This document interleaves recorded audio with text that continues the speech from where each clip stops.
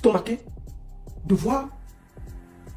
C'est-à-dire qu'on donne une plateforme à Moustique qui a plus d'1 million de followers, à Kopo qui est suivi, qui est artiste, de poser des questions à un candidat à l'élection présidentielle. Quelqu'un qui demain peut gouverner le Cameroun. Quelqu'un qui demain peut-être peut être... Moi je continue à dire toujours aux gens que vous méprisez les gens. Le 6 peut devenir le 9 demain. N'oubliez jamais ça. Je répète ça. Le 6 peut devenir le 9 demain. Je répète une troisième fois. Le 6 peut devenir le 9 demain. Prenez le cas du Sénégal. L'actuel président du Sénégal et son premier ministre étaient en prison. Ils étaient en prison. On les a sortis de prison, ils sont partis au palais présidentiel. Tout le monde les insultait. Il faut que vous soyez très très... C'est-à-dire que ne croyez pas que tout est éternel sur la terre. Donc quand vous méprisez les gens, ayez un peu de classe. Le 6 peut devenir le 9 demain. Je dis bien, le Sénégal va vous parler. Ces gens-là ont été, c'est-à-dire qu'on les a gardés chez eux, on les a arrêtés, on les a pourchassés, on a pourchassé les gens, on a arrêté les gens de leur parti. J'étais en prison. On les a accusés de tout. On a payé les influenceurs pour les insulter. On les a jetés en prison. Quand l'heure a sonné, ça a sonné, on est parti les sortir de la prison, ils sont venus, ils ont fait la campagne, ils sont assis au palais. Imaginez tous ceux qui se moquaient d'eux. Donc le 6 peut devenir le 9 demain. Voilà deux artistes qui ont leurs collègues qui organisent une émission formidable. Je veux saluer ici Valérie Ndongo. J'invite les gens à aller s'abonner sur son compte YouTube pour suivre sa plateforme. C'est ce qu'on veut de la jeunesse. On ne va pas rester dans le Congo ça matin, midi, soir. On a besoin que ça change. Le Cameroun est un des derniers en Afrique centrale. On dit ici, on veut que ça change. On veut qu'on ait des autoroutes, qu'on ait l'eau, qu'on ait l'électricité. On veut que ça change. Qu'on arrête de se moquer des Camerounais dans le monde entier. Vous croyez qu'on est fiers de ça?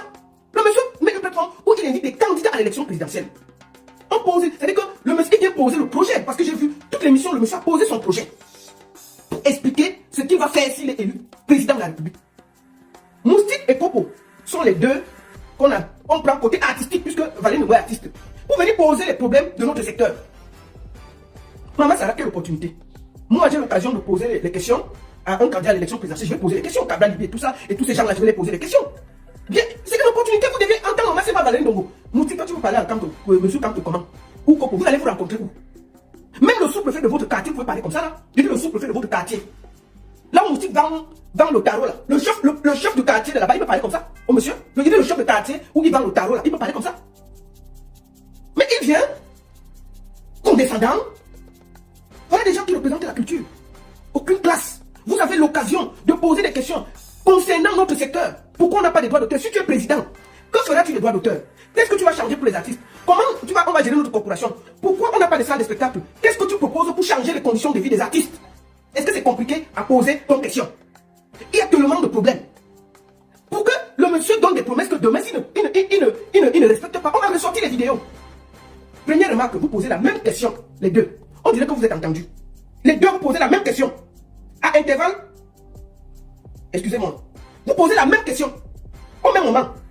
Oh, ceci, oh, cela. Bon, nous allons écouter. Je vais d'abord vous faire écouter. Vous pouvez aller suivre les interventions de ces jeunes. Je crois qu'il y avait 4-5. Quelle classe! Des questions, il n'y a pas de discussion. Des questions incroyables. Des questions à leur place. Des questions où il n'y avait pas d'ambiguïté. C'est cette jeunesse que nous voulons. Cette jeunesse capable de poser des questions. Cette jeunesse capable de se prendre en main. Cette jeunesse capable de montrer qu'on n'est pas seulement dans le Congo, ça, dans le machin, dans le mépris, dans le ceci.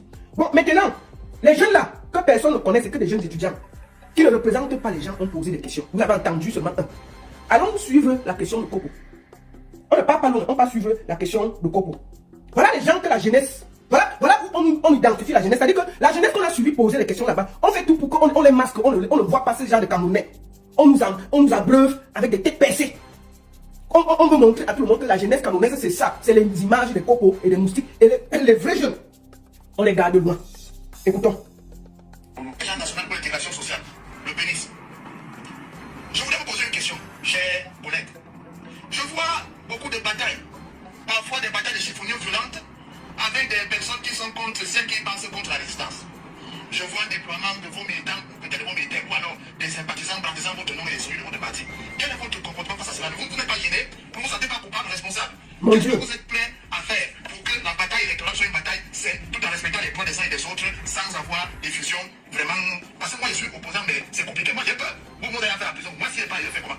Donc chers collègues, comment est-ce que vous faites pour discipliner vos troupes? Beaucoup de courage, j'espère que je vais vous battre aux élections. Bon. Nous avons écouté ça. C'est important qu'on écoute. Première remarque. les deux ont posé la même question. C'est-à-dire que Moustique a posé la même question que Coco, seulement la forme était différente. Ils se plaignent. C'est-à-dire qu'il n'y a pas de problème dans le milieu artistique. On n'a pas de problème de droit d'auteur. On n'a pas de problème des artistes qui n'ont pas de quoi manger quand ils vieillissent. On n'a pas de problème de faire des spectacles. On n'a aucun problème. On a les problèmes des batailles de chiffonniers sur Facebook. Voilà deux gens qui disent représenter la jeunesse. Avec près de 1 million de followers. Qui ont en face de quelqu'un qui veut présider la destinée de notre pays. Ils sont incapables de prendre une minute et de poser des questions qui peuvent demain améliorer les conditions de vie des artistes. Il lui dit que si tu es président, qu'est-ce que tu comptes faire pour les droits d'auteur, pour les ceci, pour les cela? Non. Il lui parle d'abord comme au quartier. C'est-à-dire que demain, si leur petit frère parle comme ça, il parle à un professeur éminent. Qui demain, c'est-à-dire que quand on est là dans la forme, c'est-à-dire qu'ils n'ont même pas voulu respecter le travail de Valérie Ndongo. Ils n'ont même pas voulu respecter l'émission de Valérie Ndongo. Ils ont versé dans le Congo du quartier. Pendant ce temps, il y avait des jeunes qui étaient sur ce plateau qui ont posé des questions très pertinentes. Il y a eu 4 jeunes là-bas, étudiants ceci. Quand vous écoutez leurs questions, c'est pertinent. On a des gens qui sont censés représenter la jeunesse camerounaise qui versent dans le Congo de Facebook. Et vraiment, si vos militants, est-ce que vous pouvez les discipliner? Est-ce que vous pouvez les aider? Est-ce que vous pouvez... Moi, j'ai posé ma caméra là. C'est le professeur Maurice Kamto qui m'envoie parler. Je ne suis pas membre du MRC, mais je critique ce qui se passe au Cameroun. Il m'a envoyé, dit quelque chose. Et je vais demander à Coco et Moustique. On va aller terre à terre. Parce que toi, Moustique, tu soutiens Eto. Matin, midi, soir ici. On s'est plaint qu'il y a plein de faux profils. Dès que tu dis seulement Eto, moi je parle de moi. Dès que j'écris Eto, avant de finir, ils ne savent même pas ce que je vais écrire. Il y a les insultes sur la page. Est-ce que c'est Eto qui les envoie? Est-ce que tu as demandé à Eto de faire une sortie qu'il y a plein de gens qui sont sur Facebook qui insultent au nom d'Eto? Je pose juste la question. Nous sommes ici sur Facebook. Tu dis que dès que tu dis Eto, on ne veut même pas savoir la fin de la phrase. Est-ce que tu veux bien parler ou est-ce que tu veux mal parler? On t'a insulté. Je ne me suis jamais autant fait insulter quand je faisais la rubrique Toleka. On m'insultait, oh, on sait que tu es hibou. Ouais, c'est ci. Ouais, c'est là. Bon, Moustique, est-ce que toi tu as demandé à Samuel Eto'o de faire une sortie pour dire que tous les faux profils qui insultent les gens matin, midi, soir ne lui appartiennent pas? Tu viens avec condescendance demander à quelqu'un qui aspire diriger le Cameroun, lui parler comme si vous avez vendu le tarot ensemble ou tu vends le tarot là. Est-ce que Maurice Kamto est responsable de tout ce que les gens font sur les réseaux sociaux? Vous lui demandez de faire un communiqué où on va médiatiser, où on va ceci, on va cela. C'est quoi ces histoires? Qu'est-ce que vous savez tous qu'en période, il y a toujours de la manipulation. Sur les réseaux sociaux là. Sur les réseaux sociaux, quelqu'un te parle mal, tu réponds à terre, ça s'arrête là.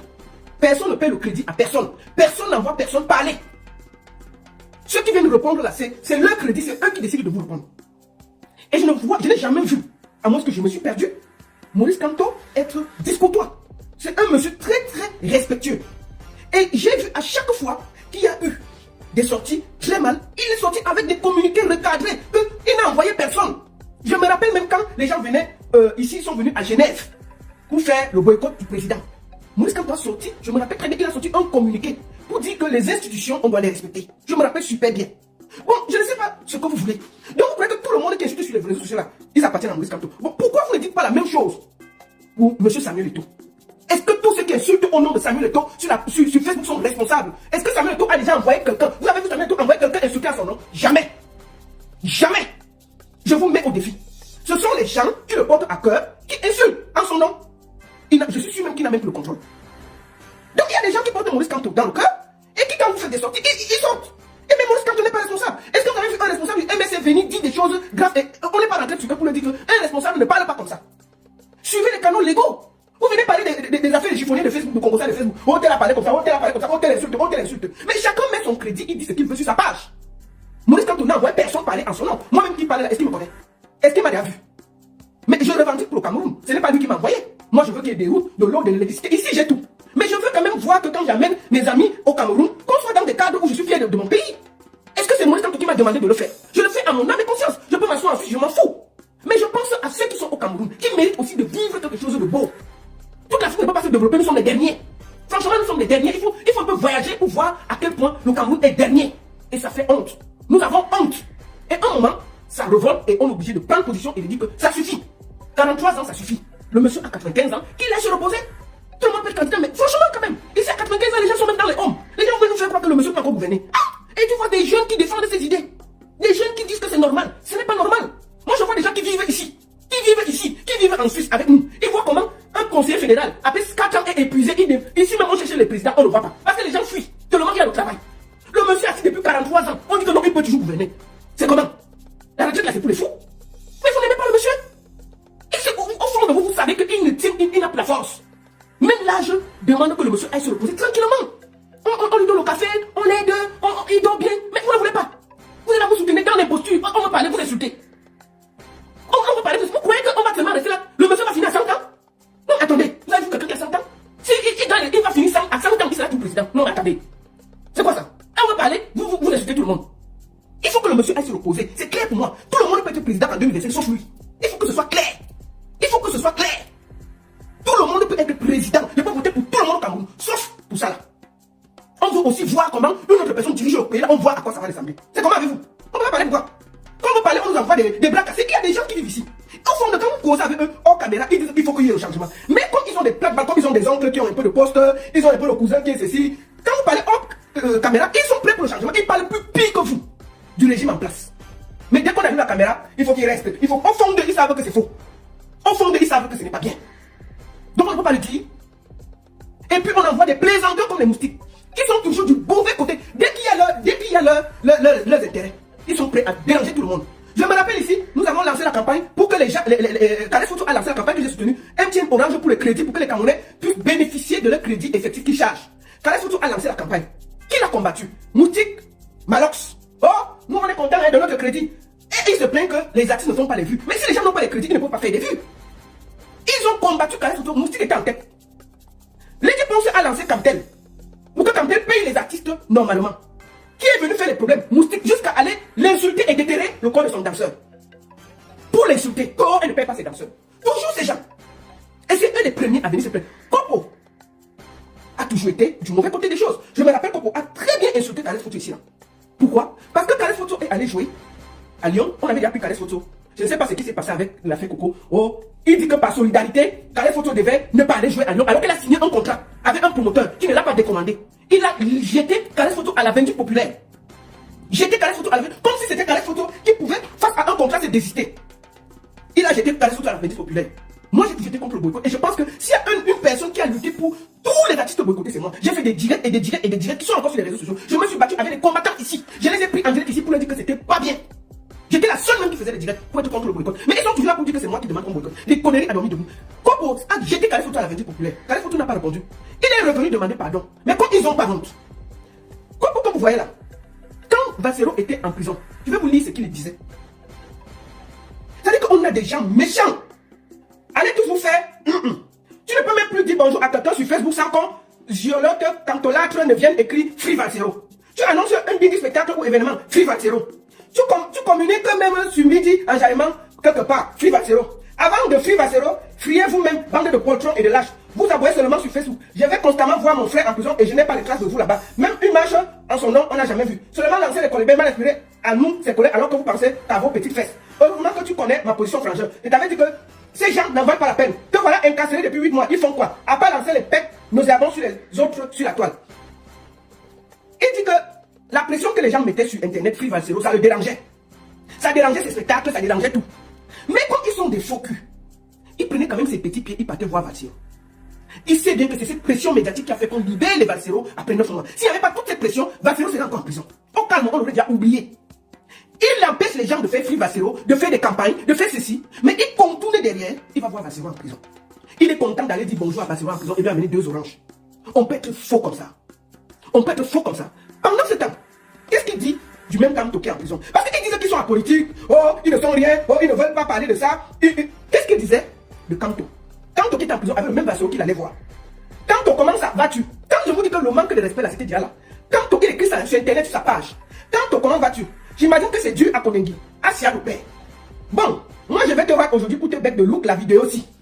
Tu vois au début là, le speaker dit que c'est la force de l'expérience contre la Redi Namina. Nous sommes en finale du jeu des chaises, donc chacun de nous peut considérer qu'il a son pénalty décisif à transformer. Je ne saurais dire avec assurance que le Nongi a volé ta victoire. Il appelle l'autre Kamto comme son ami, mais il appelle pas Paul Nongi, le respect. Écoutez, la différence. Quand j'ai tout fait pour me transformer en petite souris afin d'aller jeter les paparazzi de Elekam, j'ai seulement suivi tes revendications en mondovision au Conseil constitutionnel. Avec ta ordre de Gombis en toge, Mabena ou ne avocatier. Bref, tu vois comment le bon si me vole ma victoire, non? Jusqu'à j'ai failli folle. Je retire la chaise sur laquelle je devais m'asseoir et être consacré champion du jeu des chaises. Il a écrit ça. Il se réjouissait du fait que Kamto soit en prison. Voilà les gens qui disent qu'ils sont apolitiques.